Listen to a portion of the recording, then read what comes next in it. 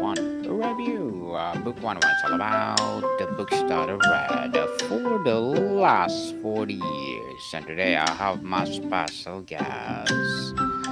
One of her advocacy, foster to adopt mom and creative storyteller of hope, inspiring conversations of courage and surrender, exploring the intersection of love, loss, and divine timing, no other than Miss Rachel Fulginiti. Hello. Welcome on Book 111, Miss Rachel. And can you please introduce more about yourself that I miss? Absolutely. So I am a creative multi hyphenate. I am a podcaster, a voice actor, an audiobook narrator, a writer, a singer, and also a foster care and adoption advocate. Yes, and thank you so much for sharing your advocacy to the world, Miss Rachel. Thank you. I think my apology, I did mispronounce your last name. Can you say it again, Sure. please? Rachel Fulginetti. Fulginati, my Yep. apology, Miss Rachel. And today let's talk about From Heartbreak to Homecoming, my journey to motherhood through foster care. So tell us, from heartbreak to homecoming suggests a profound transformation. What was the specific heartbreak that initially led you to consider foster care as a path to motherhood? Yes, indeed. I met my husband in my early 30s and we had a great relationship right off the bat. We met each other, that was it. And we were both doing career changes. We were having the time of our lives. He was a drummer, musician, and I was an actor. And I was sort of transitioning into voice work, audiobooks and voiceover. And he was transitioning into UX and tech. He was always the guy who did his flyers in the band, and so he had a passion for tech. And so we were busy. We were busy transitioning careers. We were in love. He was still touring with a band, so we were like going off to all over the place. And then we ended up getting married and didn't really think about having children until I started to approach 40. And at first we were like, okay, we should probably do this if we're gonna do it. At that point, our careers were really solidified, our new careers, and it felt hard to switch gears because we had worked so hard to get where we were. But we said, all right, we're approaching 40, we got to do this. Um, and then it became very, very difficult, which we had no idea that that was going to happen. So we spent many, many years going through infertility, I should say. I had a miscarriage, and in 2012, I ended up like I was doing tons and tons of fertility treatments and IVF and everything we could do. Then I finally let everything go and I got pregnant naturally and it was incredible and we were so excited. And then it turned out that pregnancy wasn't viable and it didn't happen, and I lost that pregnancy. Um, so we were really kind of at the end of our rope, after, I would say, about 4 years of going through just disappointments and heartbreak, trying to start our family. I had never done anything that, had an expiration date before, but when you're trying to have children, biology is a factor, and so, um, it was one of those things. It was like everything else in my life I had ever done, I had been able to do. I set my mind to it, and I did it, and this was, like, the one thing that I couldn't make happen, and, so we were in debt over the IVF, the failed IVF, and we decided really that the only route for us would be foster care. And it was really truly the one thing that we were afraid to do and didn't want to do because we had already experienced so much loss and heartbreak. that it felt really frightening to us to, do this, for listeners who might not know. So foster care is, where children will go if they have, if they need. Sorry, the volume's getting louder. Is that cool? Um, Go ahead. anyway, are you familiar with foster care? No, so can you Okay. please Yes, that's enlighten what I us? wanted to, like, give the listeners, yeah. So, essentially, the foster care system exists in the United States to, protect children that are in a dangerous situation. So, they would go into a certified foster home, and, the hope is that they'll be able to reunite with their biological family at some point, but that doesn't always happen. So, people come to foster care like myself. Some come just to foster, just to provide that safety for these children in the interim before they're reunified. But the other track is called foster to adopt, and that is when you're going in hoping to adopt. Um, and so it doesn't always work out that way, though. About 40% of the children will be reunified with their birth family or even with another family. So the road is very, very precarious because it's a very long process, and it's only a foster case until it's an adoption case, essentially. So you don't know, if you're going to be able to keep the child, and so you take care of this child, you love this child. Our daughter, we got her at 3.5 weeks old, and it took 2.5 years to actually adopt her. So that's 2.5 years of living with complete, um, you know, uncertainty. Very, very difficult road, and you're bonded at that point. It's difficult, it's scary to think about losing that point, but we did do that.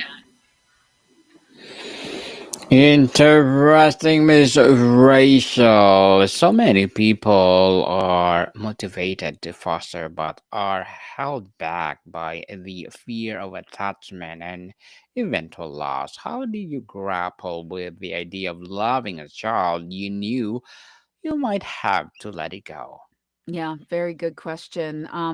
For me, the thing was to be in the moment. It really became like a master class in being in the moment, like, we are together now, and that's all we have, and truly, that's all anybody has. Anything could happen at any moment. Nothing is promised.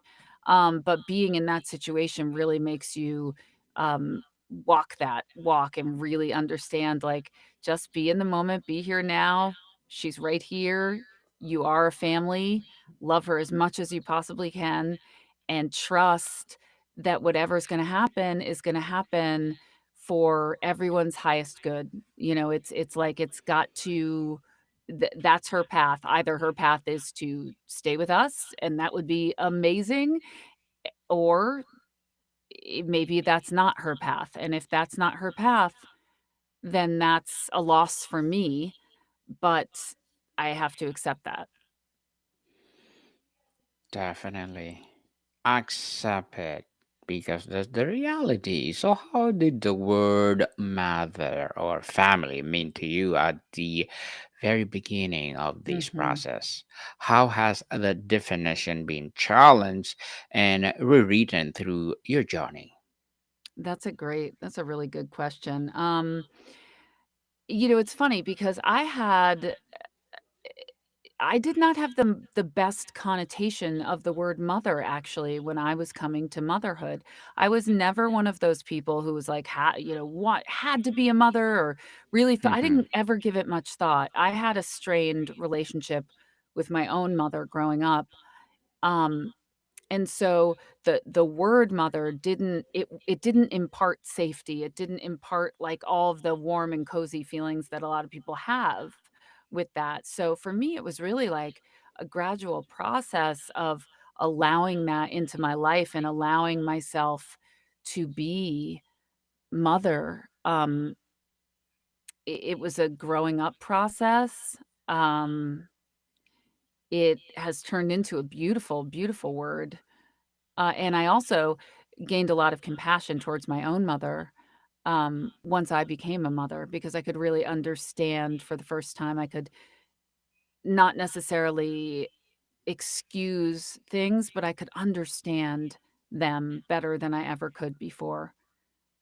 And I knew that it was never not about love because any mother loves their child no matter what. Interesting as well. Miss Rachel, walk us through the moment you decided to say yes. Was it a clear calling, a leap of faith, or something more complicated?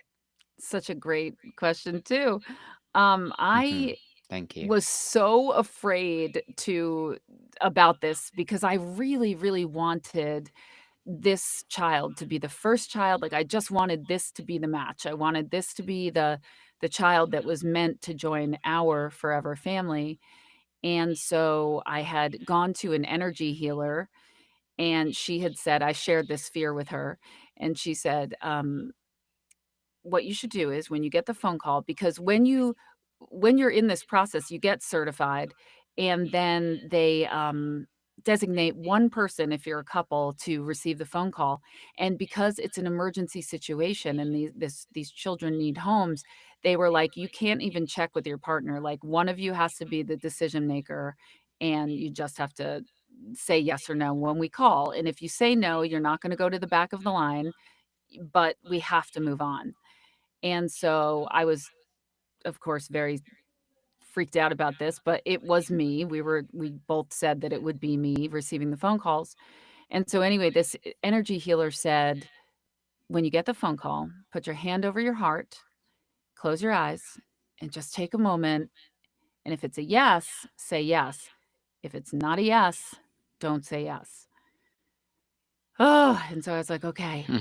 And so 5 times I got a phone call, and for one reason or another, it wasn't a yes. And then this particular time, I got the phone call, and they started telling me what a little bit, the little bit that they knew about the baby, and I put my hand over my heart, closed my eyes, and I was like, "I think it's a yes.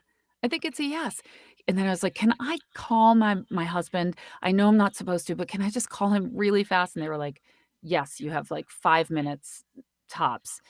I called him, he picked up on the first ring, even though normally he never would do that, um, because he was at work, and he picked up, he was like, "What's up?" I start telling him what I know about this child, and he goes, "Yes, it's a yes, it's a yes." And I was like, "It is, right?" And he was like, "Yeah."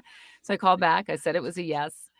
And, that was the start. And the best part of the story is the next day when we were, getting the information about where to pick her up, I said to the social worker on the phone, I said, "Oh, I forgot to ask you, does she come with a name?" And he was like, "Oh, yeah, let me see, let me look." He's looking at the paperwork, and he says, "Her name is, Isabella, Isabella Rose." And I almost lost my mind because when I had been pregnant years before, our top name, if our child was a girl, was Isabella Rose.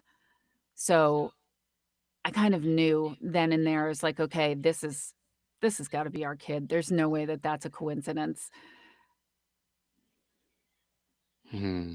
But it still was 2.5 years until we knew that Mhm. for sure. Hmm. And Miss Rachel, the foster care system is often described as what do you call this? A maze of controversy. What was the most unexpected challenge you faced within the system itself? And what was the most unexpected sources of support? Mhm. So the bureaucracy of the whole thing, it really, really got under my skin, especially as a doer. I'm Mm-hmm. somebody who just I get it done. Like, I get it done, I get whatever needs to be done. And so what I found just maddening and shocking is that things would slip through the cracks all the time, and it would be some dumb mistake that was just, like, overlooked, or, like, a piece of paperwork wasn't signed, or, it wasn't signed correctly, or, like, in the right space or something. Um, so the amount of sort of redundancy, and the way things don't need to take as long as they take, that all shocked me and was really challenging for somebody like me. I remember when we were waiting for the paperwork, after her parental rights had been terminated, and we had signed the paperwork saying that we wanted to adopt her, and then we're just waiting for, literally just for someone to sign this piece of paper so that we can, like, move forward, and it took months.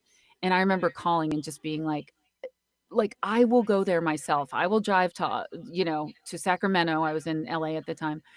"I will drive there. I will, like, get them to sign the paperwork. Just please make this happen." And there's nothing I could do to sort of speed that process up. It's just that's how long it takes. Very Kafkaesque in that sense. Um, and then unexpected support. I actually received some really awesome unexpected support from, like, my social worker from the county, and, also the court-appointed attorney, for my daughter. Each case, like, each foster child gets their own attorney, and, it's difficult for the foster parents because you're the only people who don't have an attorney in the equation.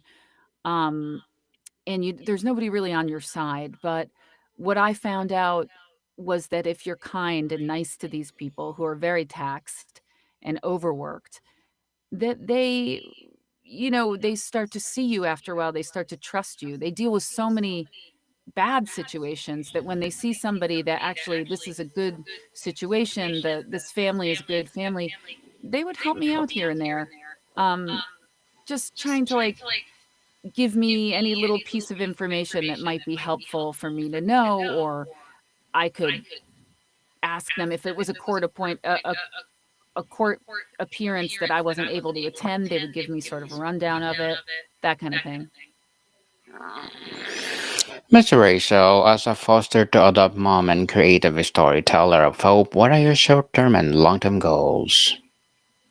Oh, thank you so much. So I have, a podcast that I started last year. It's called From Foster to Forever, and, I'm going into season 3, and my sort of short-term goal is to make that solvent.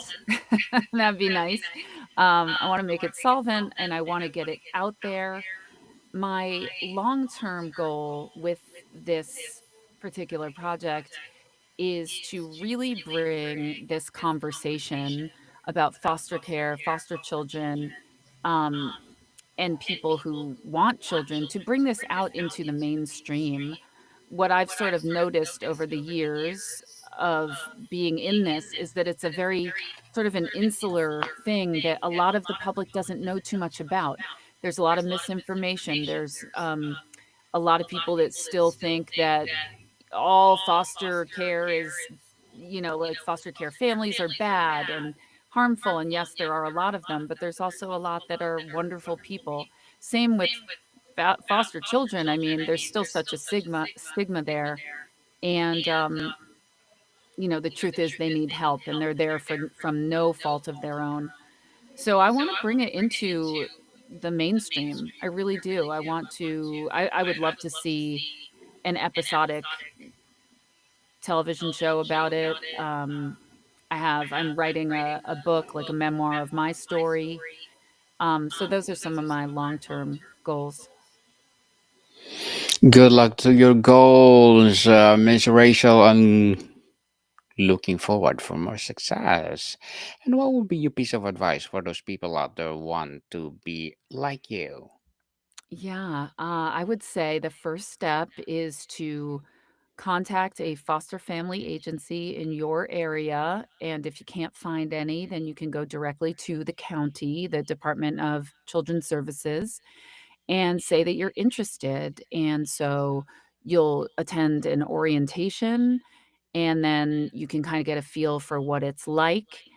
You can then do the classes, and you're not obligated at all at this point. So that's my best suggestion, is to get educated, because It is a beautiful, beautiful road, but it's also an extremely challenging, emotionally difficult, um, up and down roller coaster ride. So I would say, listen to my podcast. Like, if you're interested, just go back and listen to all the episodes because you'll hear so many stories of hope, and then you'll hear other stuff that was difficult.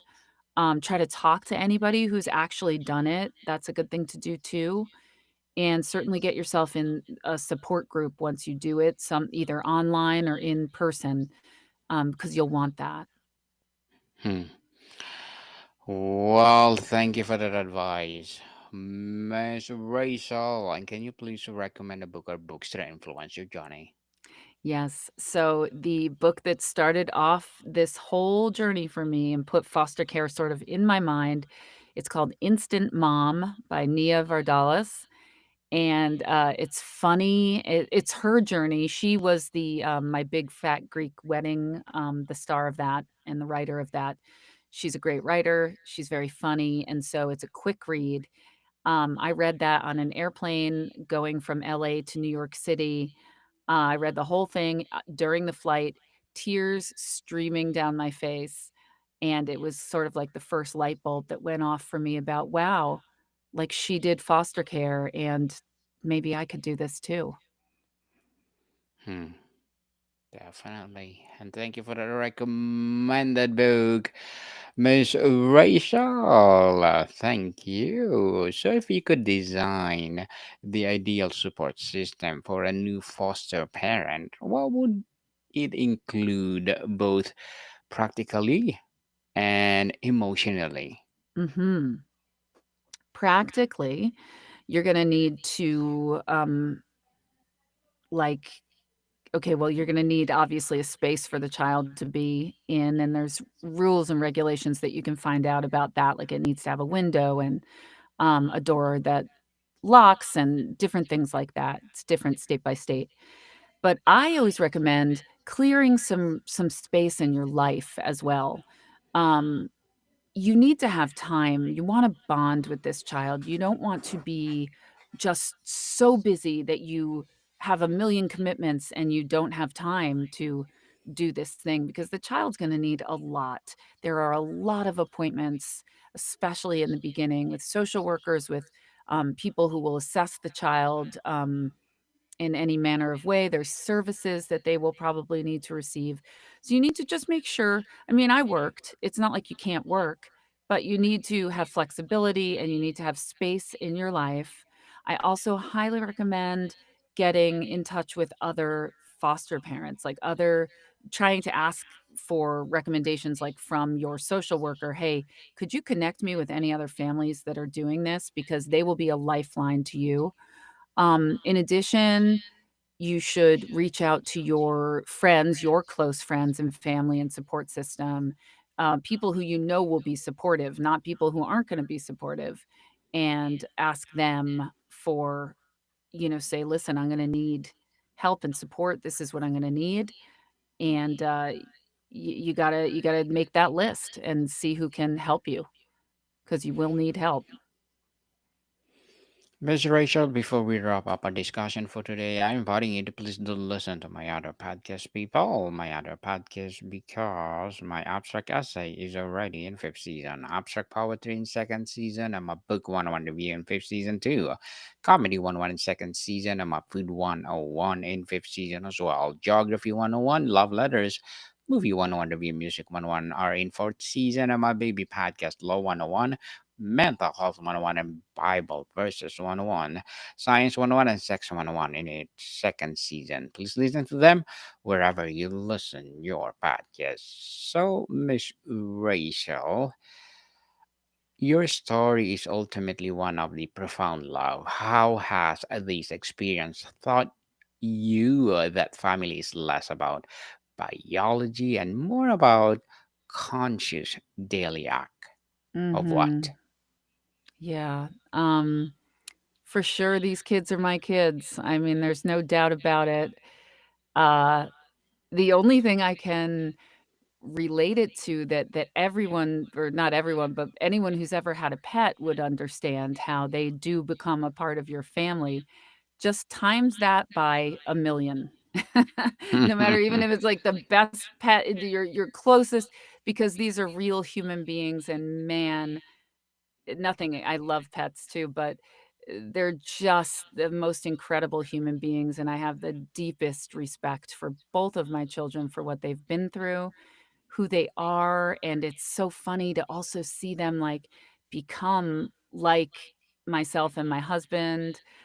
Sometimes people even say that we look alike, even though I don't think that we really do physically, but there's just, there's an essence there for sure, an imprint, and, I can't stress enough that if you want a family, you certainly can have a family, and it doesn't have to come from biology. Miss Rachel, thank you so much for sharing your knowledge and wisdom to the world. So can you please invite our listeners to support your advocacy, your projects, or anything you want to promote? Yes, please. So you can visit from foster2forever.com. That's the number 2. From foster, the number 2, forever.com. You can also visit me on Instagram and follow me at Foster to Forever Podcast. Again, that's the number 2, Foster to Forever Podcast on Instagram. You can find me on Facebook. Reach out if you have questions, if you're interested. Shoot me an email. You can reach me on my website, and I'd love to hear from you. Yes, people, let's support Miss Rachel because if you support her, for sure, more and more empowering advocacy to come. So, Miss Rachel, thank you so much for your time. Thank you so much for having me. More to come, people. See you soon.